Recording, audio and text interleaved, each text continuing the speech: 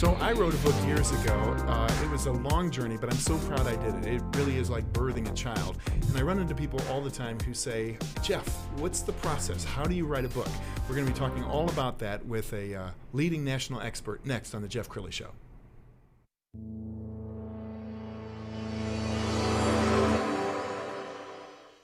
Many are predicting that the worst is yet to come, which is unfortunate, said one person here.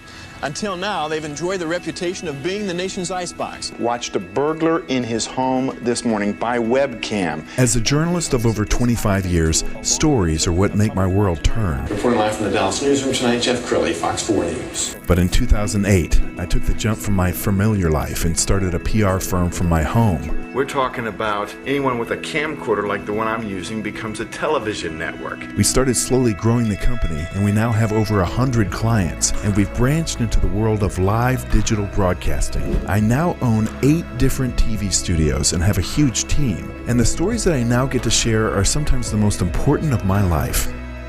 Life has a funny way of coming around full circle. This is The Jeff Crilley Show. So there's an old saying in the book world, the one-day novel. I'm going to write a novel one day. And of course, that one day never comes. And so we're coming around our New Year's resolutions, and a lot of you are thinking, well, maybe it's time to write that book, especially with the pandemic, and many people have a little extra time on their hands. This is a perfect time to write that book. Dianna Booher is my guest. She is an executive coach, keynote speaker, best-selling author, and a book guru. Thank you for coming on the show. Thank you, Jeff. Well, let me start with your journey, because you've got several books in front of you. I love it that you've done this. I mean, so many book gurus are giving advice, and they've never actually written a book themselves. So talk to me about your titles. Well, I have the Communicate Like a Leader. It came out a couple of years ago, and that is sort of the best of all the communication books I've written. Out of the bulk of them, half of them are on communication, because that's what every executive has to do. As Right. Somebody said, nothing happens until somebody communicates about it. And then this one on email, I found out that was a huge problem for people. Just not only writing it and structuring it, but people don't respond anymore because they get the volume is just unbelievable. Yes. So about managing it and just faster ways that you can respond and get the same thing done, but not with 6 emails in your in the thread. And then this one on personal presence probably has been the best in the corporate world, because people, they get stalled about mid-management, and they think, why am I not getting to that executive level? And so many times the executive will call me and say, can you help this engineer, this accountant? We'd really like to promote them, but they just need, and they usually use the word polish, they just need polish. And so I interpret that, oh, you mean, and I explain what executive presence is, how you look, talk, think, and act. And they go, that's it. So I've been coaching people at corporations for a long, long time in presence. So let's talk about why somebody should do a book. Why do you advise people to do a book? Well, I think that it is your best way to have influence over people. People are always wanting influence, even if they're not in the business world any longer, if they're retired or whatever they're doing. Everybody has some kind of value that they want to get across. They have some cause that they want to speak for, or just to build their career, to grow an entrepreneur business that starts like you did after you already had another very successful career. And so that is a way to establish your credibility. And in fact, we even have a cliche when you're asking, does this person know about? Oh yeah. Oh, he wrote the book on that. Yeah. Right. That's where that cliche came from, because that is your ultimate authority.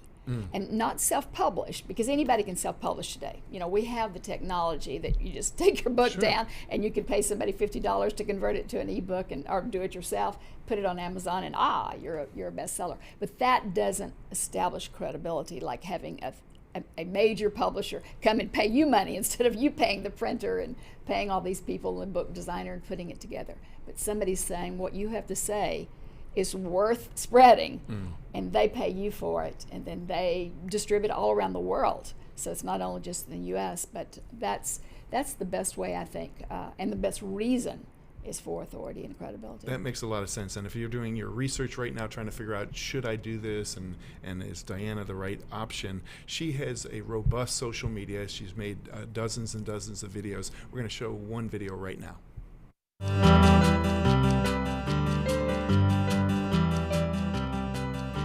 Movie producers tell us that if a writer can't summarize the movie plot in one sentence, the movie will never sell.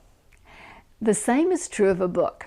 Summarizing your book into a pithy pitch makes the difference between one that finds its way into the bookstores and one that's doomed to obscurity.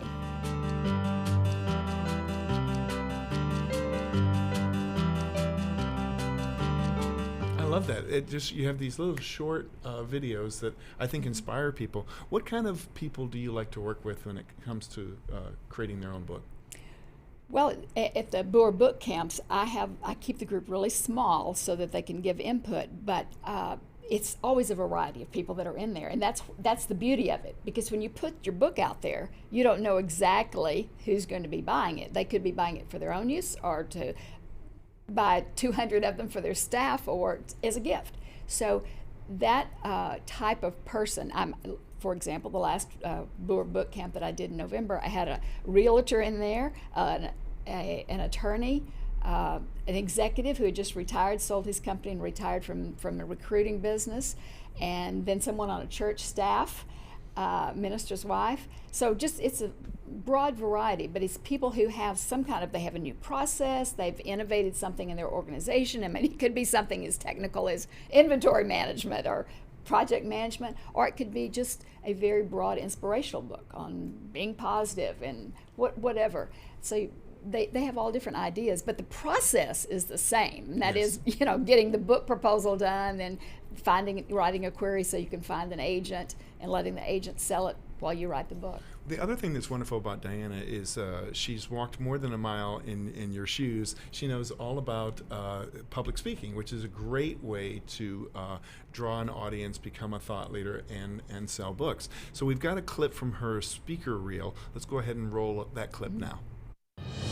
People can understand more easily what you're saying because they have an open mind when you frame things in a positive way. If you think about it, communication is the basic business act. Nothing gets done without communication. Aristotle said you need three things to be persuasive, incredible, and to be trusted.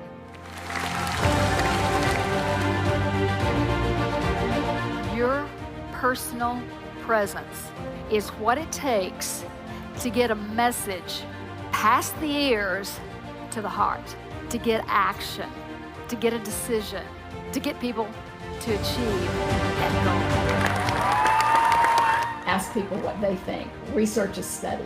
When you're in a crisis like a natural disaster, a security breach, etc., the way you take action quickly and appropriately conveys your personal presence. I've sold 48 books to major publishers for a good advance up front, and then those books have been picked up in 62 foreign editions and have won quite a few awards. The American Library Association Best Nonfiction of the Year and Executive Summaries Best Book of the Decade. Wow, that's really impressive. You inspire me. I want to redo my speaker reel now. And you mentioned when you started out, you said people are always saying, I'm going to do that one day or someday. Right. You hear that a lot, and I think the key reason that people don't get to it is they have this terribly vague idea of how long it's going to take them.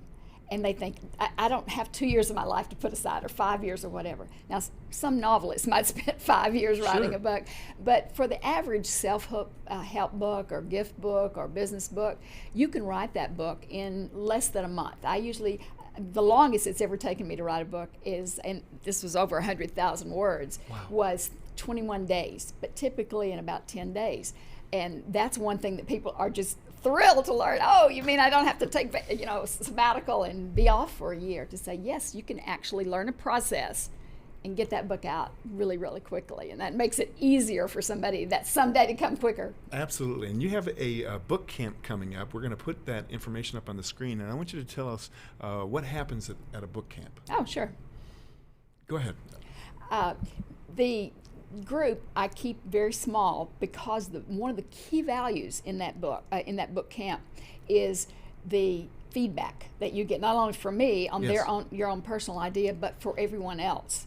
And so when we have that mixture that I mentioned, an engineer, an accountant, etc., we teach people how to to immediately evaluate the options. You can self-publish, you can go to hybrid publisher or major, and I always give them the pros and cons of each, but I suggest they go to a major publisher because that publisher is paying them up front as opposed to you having to pay somebody else to publish it. But we help them shape their idea. Many people think that this is the right idea, but when we say you've got to be able to say this in a sentence, just like a movie, and somebody says, oh, you saw that movie, what was it about? Yes. And you need to tell them in a sentence. Well, you need to be able to do that for your book as well.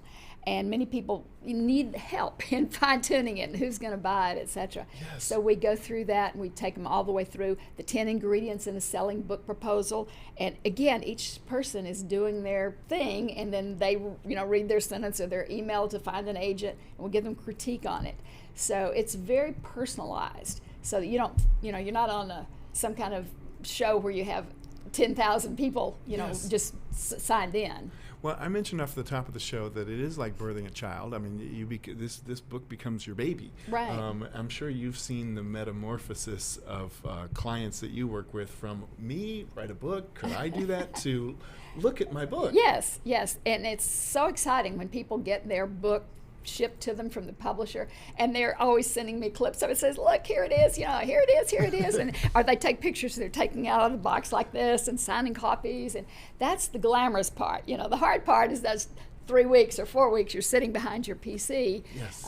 clipping out the words. But once you get that done, it's fun and games for the next 2 or 3 years while you're promoting. So what is it like to engage you in the process? If somebody wanted to hire you to help them through the process, you have an introductory meeting, what happens? Yes, they can go to BooherBookCamp.com and read all the things and the topics that we cover, because I'm sure people have heard of other places, but you know what we cover.